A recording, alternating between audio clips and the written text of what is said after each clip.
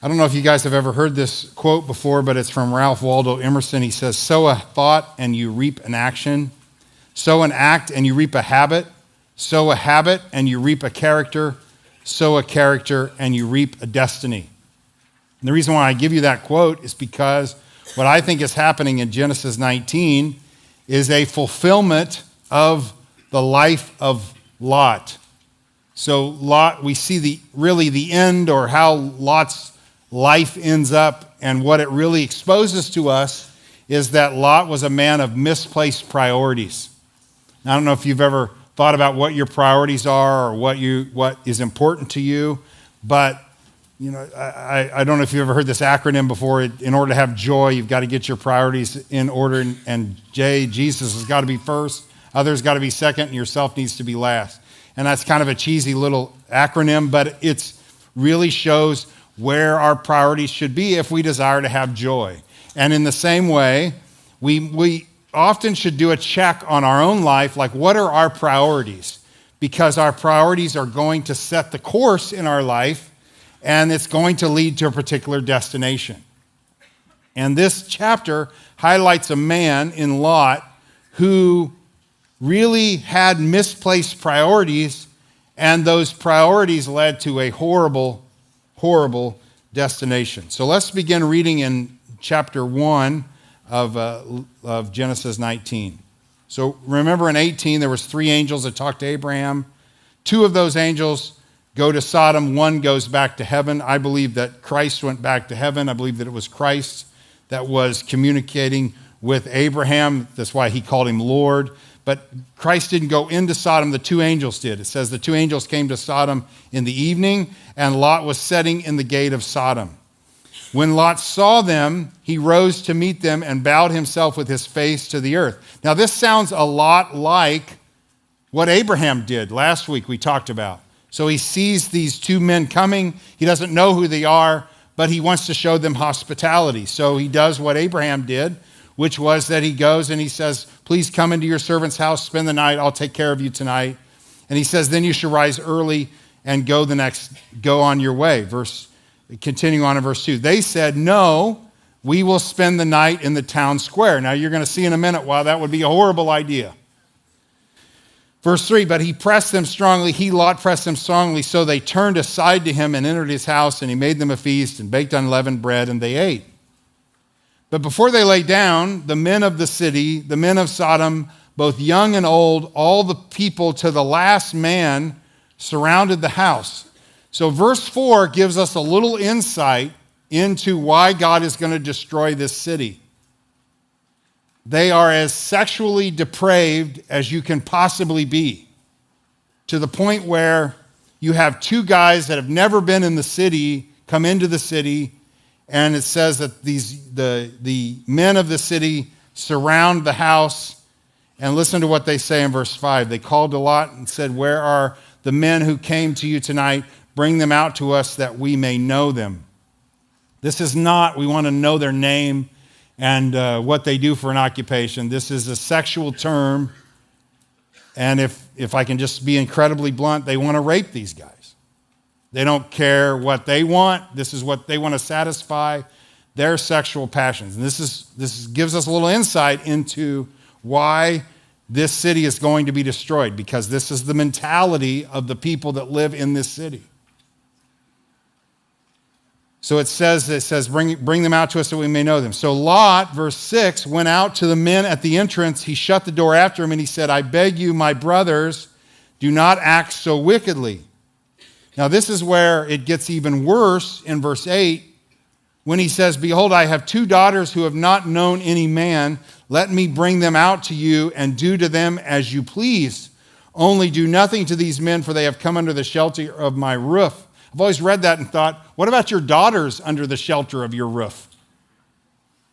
So you're willing to take your 2 virgin daughters, throw them out to this mob and say, do whatever you want, but just don't touch these strangers.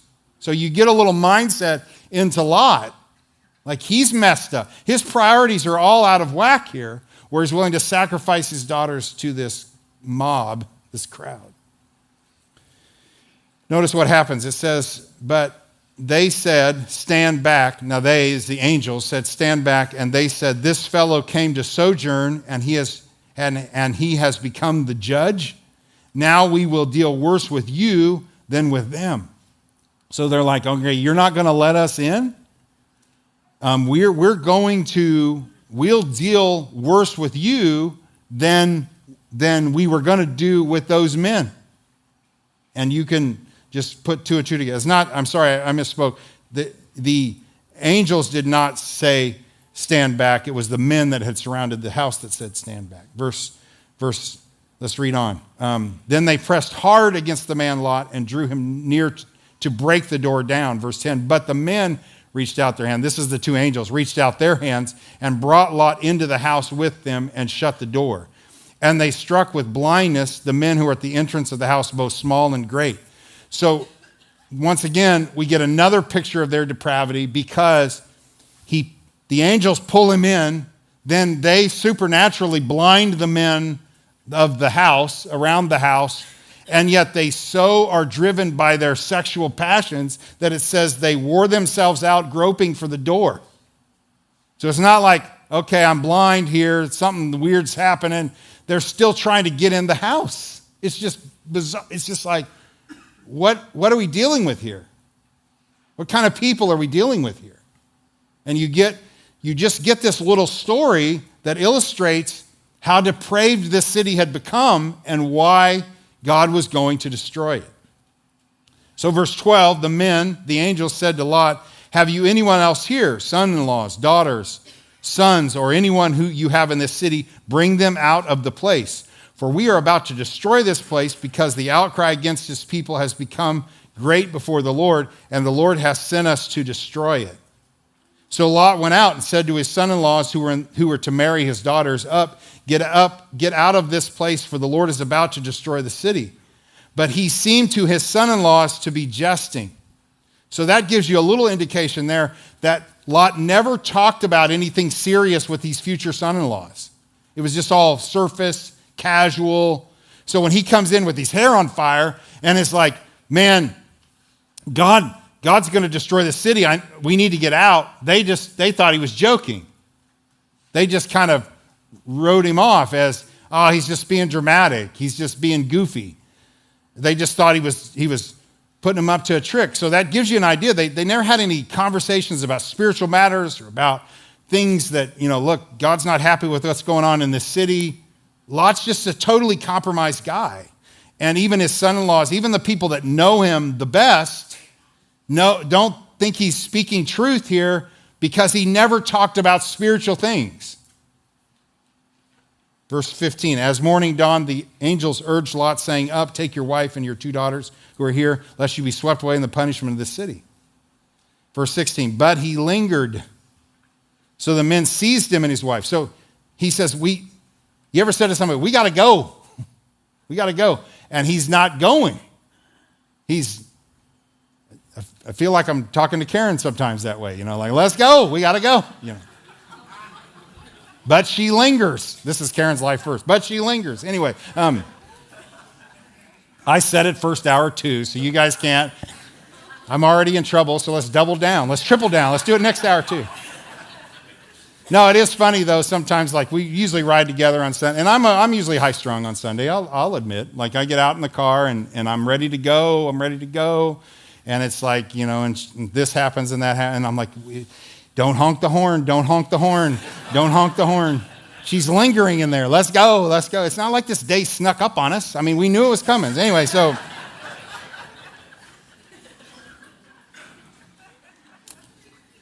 Yeah. All right. So.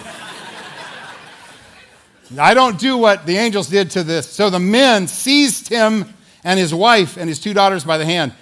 And listen to what it says. The Lord being merciful to him, they brought him out and set him outside the city. This is once again an understated verse that has powerful impact. So they're messing around. They're taking their time. They're trying to get a few nuggets here and there to take out. And the angels literally grabbed them and dragged them out. The implication is they drugged them out of the city. Because if it would have been up to them, they would have stayed there until the destruction came. They would have put it off.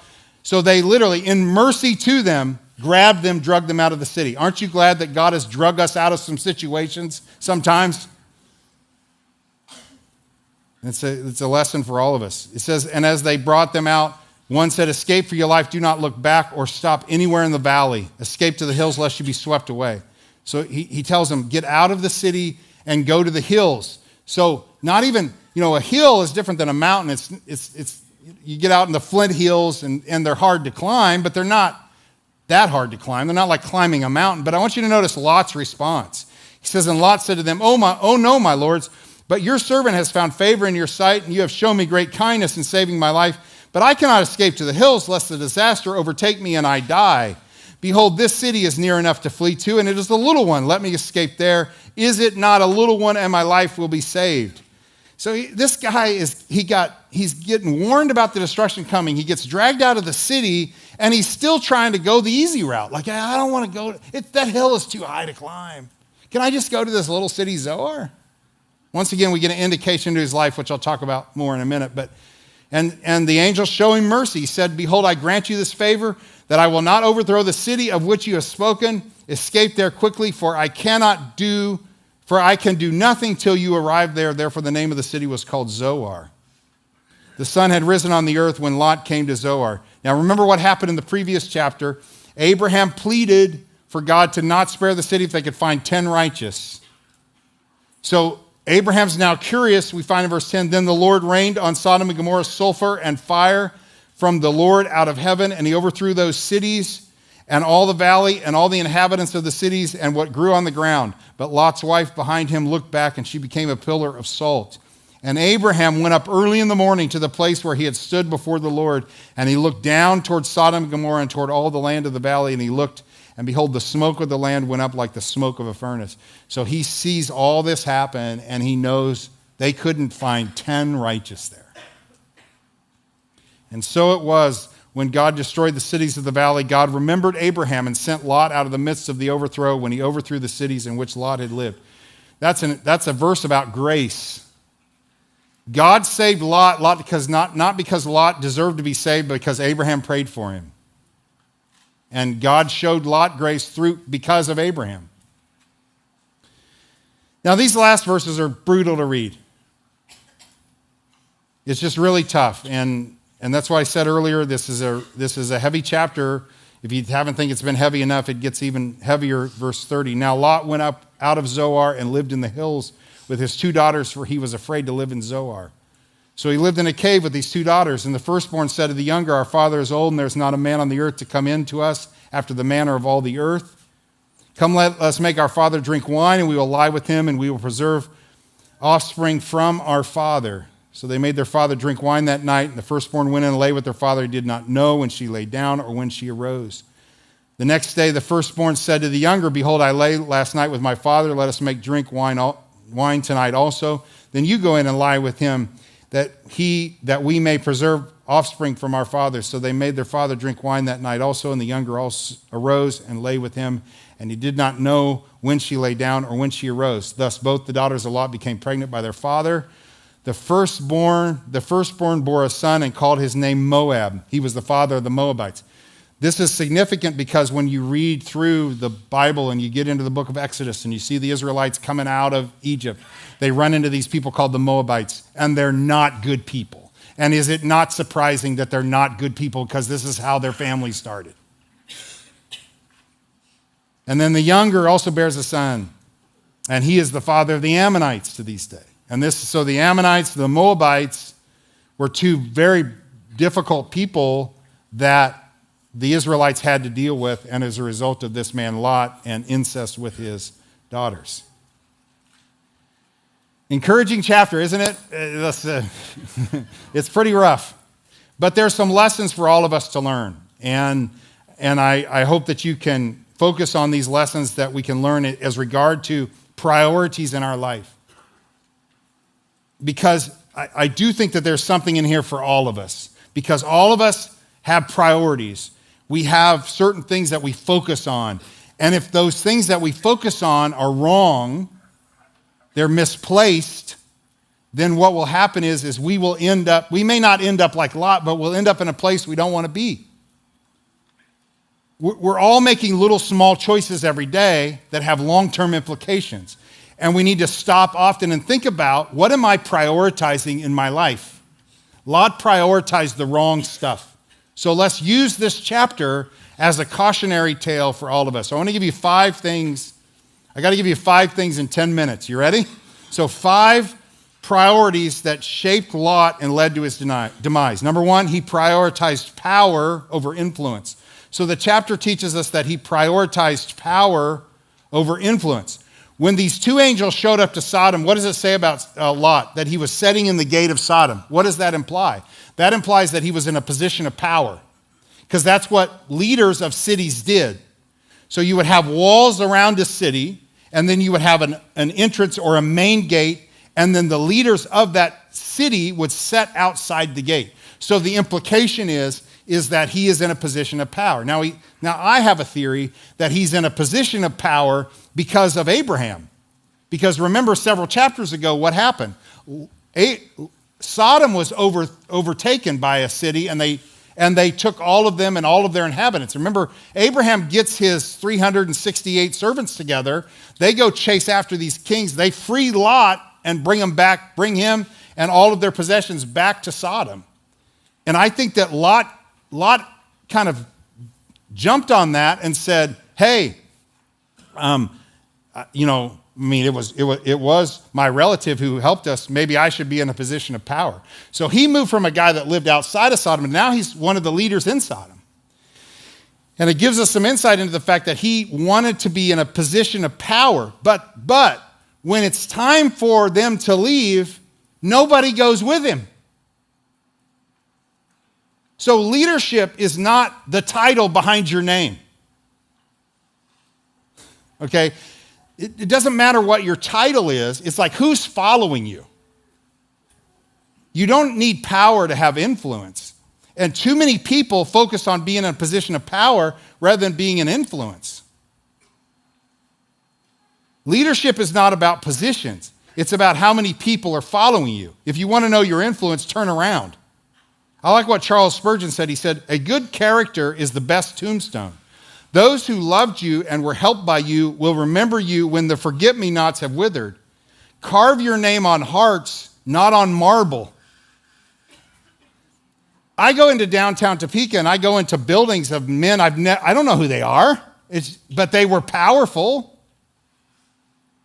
But who am I talking about 2,000 years later? Jesus Christ, who never held a position of authority, but changed the world. We're still reading about Peter and John and his apostles who were really insignificant, unlearned men, but didn't focus on positions of power as much as influence. And it's easy in our culture because we put so much emphasis on, look, in order for me to be seen as great, I need to be in a position of power. I need to make a bunch of money. I need to do that. And this is how we gauge fame by, if I'm famous, then I can make a difference. No, just make a difference where you are. And what we'll often do is we'll just discard the people around us to get into a position. And what does it profit a man if he gained the whole world and lose his own soul? And Lot just cared about power. He just cared about being in a position of power. And then when it came to this moment of crisis, his own family didn't even want to go with him. His son-in-law thought he was joking. So we see this misplaced priorities. He prioritized power over influence. 2, he prioritized practicality over morality. The second thing we notice is he prioritized practicality over morality. And this is where we go to the whole situation with the men surrounding the city. Why would a man give up his daughters this way? Like we read that, we can't comprehend. Like, why would he do that? Well, he's being practical. He's trying to diffuse the situation. You know what he's really teaching us? He cares more about his reputation with the people of the city than the safety of his own daughters. So his morals are changing all the time based upon what's the practical thing to do here. Man, I got a problem here. How are we gonna solve this problem? Well, let me try to diffuse it this way. And maybe he threw this out there to them. Maybe he didn't really intend to do that. I mean, I'll listen to that argument that he didn't intend to do it, that he just kind of threw it out there. maybe trying to get these guys to see, oh, what are we doing here? Like, this is really immoral, terrible thing to do, like this. But he's being practical, he's being pragmatic, and not standing on some morals. It's kind of like, you guys aren't coming, you're not coming in this house, and if you come in this house, it's over my dead body. We often get caught up in the moment, and we make decisions based upon what will bring resolution rather than what is the right thing to do. Everybody needs to have a hill you're willing to die on. And I understand that we die on some dumb hills,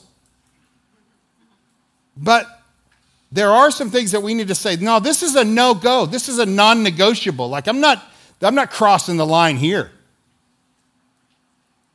And Lot's just like, well, you want my daughters? And we see here, this is why the story ends the way it does, because the kids picked up on what dad did. So the girls get up in this cave with their dad and are like, well, we're never going to have kids. We're never going to be able to keep the family line going. We're stuck in this cave. So we got to do the practical thing. It's kind of gross. It's kind of disgusting, but we got to do something practical. And there's no morals. And we live in a society right now where our morals are changing all the time. You base your morals on what God's word says, what Jesus told us. Let that be the standing ground. Don't just be, well, wishy-washy. Take a stand. See, the phone agrees too. 3, he prioritized the physical over the supernatural. He prioritized the physical over the supernatural. Lot's had some incredible things happen to him just in the last few hours, hasn't he? Like, okay, these 2 angels, he's outside his house, it looks really bad. These 2 angels pull him in, they blind everybody around the house. Like, they didn't lose their sight. So this is, wow, we got delivered supernaturally here. And we're getting this supernatural word from God where he's about to destroy this city. And what's Lot? Why is it taking him so long to get out of the city? Because he's so focused on the physical. I think there's a good exercise for all of us to do every once in a while. It's to sit in your house and go, okay, if this house caught on fire and I had 30 seconds to get out, what would I grab? Because what you would grab is what is valuable to you. So hopefully, if your wife's there, you would grab her. But what's the problem with us, right? Is we value the physical. We say that we do. I really care about people, but do we? Because we put so much thought and emphasis and time and energy and effort into the physical things we can touch and not the people who have souls that are going to be somewhere forever.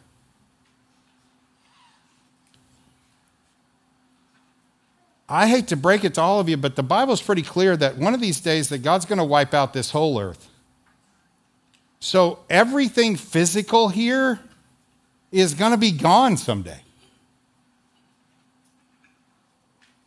So let's be careful about, and I'm not saying you shouldn't value your stuff. Don't misunderstand me.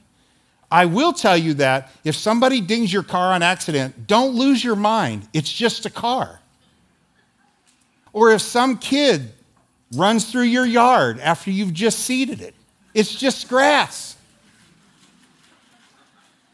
Or your neighbor's dog does his business. Don't be tackling your neighbor's dog, right? My point, we get so caught up in the physical and we ignore the fact that this guy that I'm freaking out on because he dented my car door, this man has a soul that's going to go somewhere, but all I'm focused on is what he physically did. And this is Lot. He's all caught up. The angel's like, look, man, everything's going to be destroyed here in about 10 seconds. We got to get out of here. And he's like, well, let me get this knick-knack and this knick-knack. And it just shows you his mindset, which is he's so focused on the physical. This world is temporary. The next world is eternal. Make choices based upon what will help you in the next. Number 4, he prioritized easy over difficult. So he gets drug out of the city. They're like, go to the hills. And he's like, the hills are really far away. You know what that does? That gives us a little insight into what Lot had become. He always chose the easy path. All right, Abraham says to Lot, hey, you choose a direction. You go one way, I'll go the other. Lot, what does Lot looks at? Well, to have cattle, it will be easier at the well-watered plains of Sodom. He doesn't defer to Abraham. He chooses what's easy. And this is the pattern of his life. I want to give you a little challenge. Do something difficult every day. Stop settling for doing what is easy. We don't get better by always doing the easy thing. You don't grow spiritually by just doing the easy thing. Do difficult things. We don't always want to read the Bible. We don't always want to pray. We don't always want to go to church. It is often difficult and challenging, but it is in the difficulty that we grow. And Lot just always prioritized easy over difficult. We grow. This is how we mature. This is the way we make memories. This is how we improve, by doing the difficult. My son and I went to Texas on Thursday because I have this thing. I'm trying to hit every baseball stadium in the country, and I only have 6 left. I've hit all of them but 6. So Cameron is kind of following in that path a little bit too, where he wants to hit them all. And so he was taking a couple of days off work, and he was going to go to Texas, and I've never been to the one in Houston. Well, Thursday was a bad day to go to Houston. I don't know if you looked at the weather. But we were committed to go because I had a plane to catch on Friday morning because I had to fly back for a funeral on Saturday. I didn't attend. It's just something that came up this week. And so I had to fly back Friday morning. So we had to get to Houston, and we wanted to go to the game, and I wanted to check this thing off. But I got to tell you, it was the craziest trip I've ever been in. We drove for 2.5 hours in the hardest rain I've ever been in my life. Like for 2.5 hours, we're like, and we finally get to Houston, and it stopped raining. We got into downtown, and that's when the tornado hit downtown. We're sitting in a parking lot outside of Minute Maid Stadium. I'm FaceTiming Karen going, here we go, you know. So the self-service wasn't down, but so we were FaceTiming, and the car was shaking, and I'm like, I don't know what's going on. Let me tell you something. That was not an easy trip, but I'll never forget that trip. So I'm obviously alive. Cameron's alive. He's here. I'm here.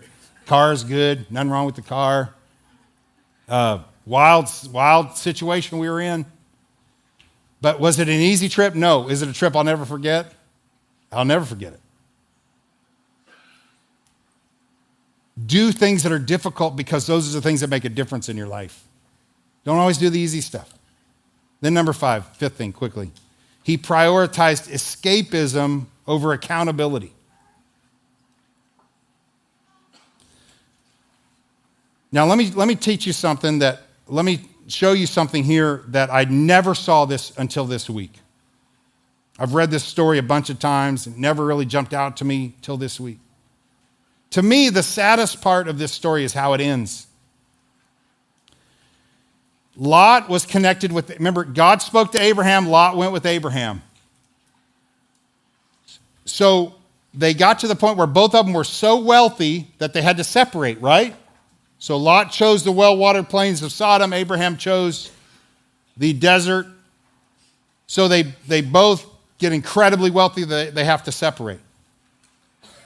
Lot now has 0, right? He's lost everything.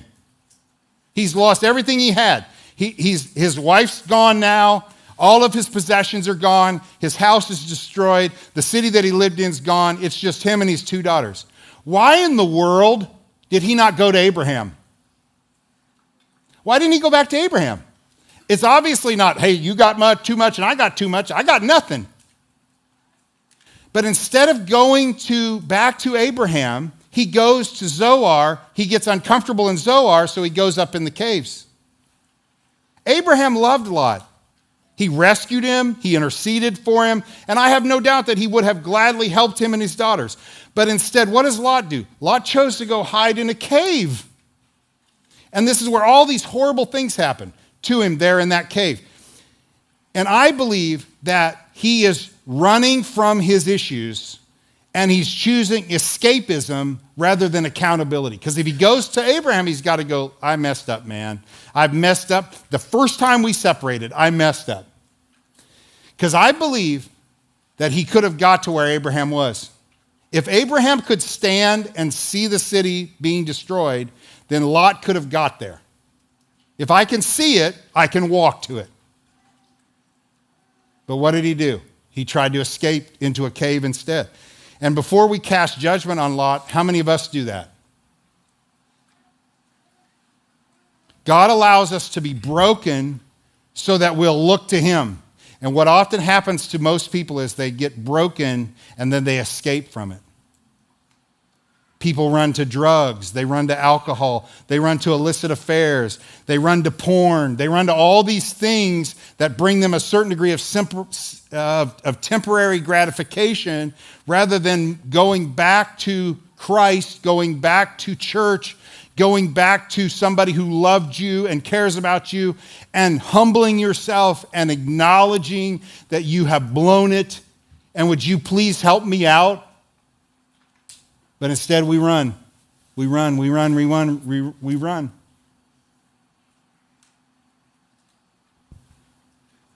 Don't run from God, run to God. Don't prioritize just avoiding the hard conversations. Do the hard things. And here you have Lot in this cave with these terrible things happening to him and all the product that came from that.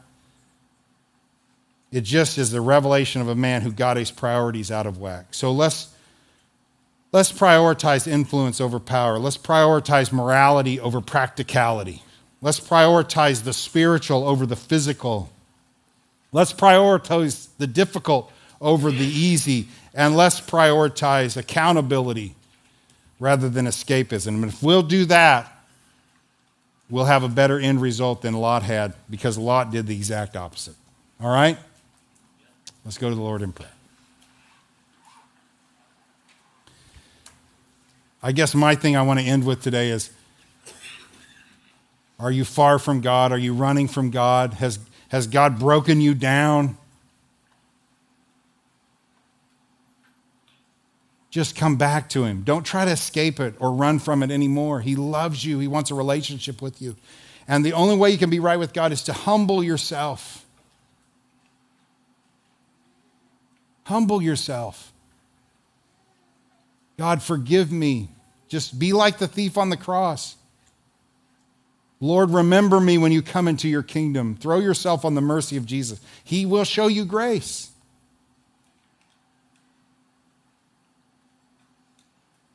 Lord, we thank you for this chapter, as hard as it was to read and as difficult it was to talk about. We're grateful for the lessons that we can learn. Thank you for the mercy and the grace and the kindness you showed Lot, and thank you for the mercy and the grace and the kindness you show us. I pray for those who may be in this room today who are broken. Maybe they stumbled into this church because they don't know where else to go. I pray that they would come to Jesus. They would come back to Jesus. They would follow him. They would acknowledge their mistakes, acknowledge their sins. Help them not just to dig deeper holes and get further from God, but I pray that they would come home even today. Help them to experience the grace of God. I pray this in your wonderful name, Jesus. Amen.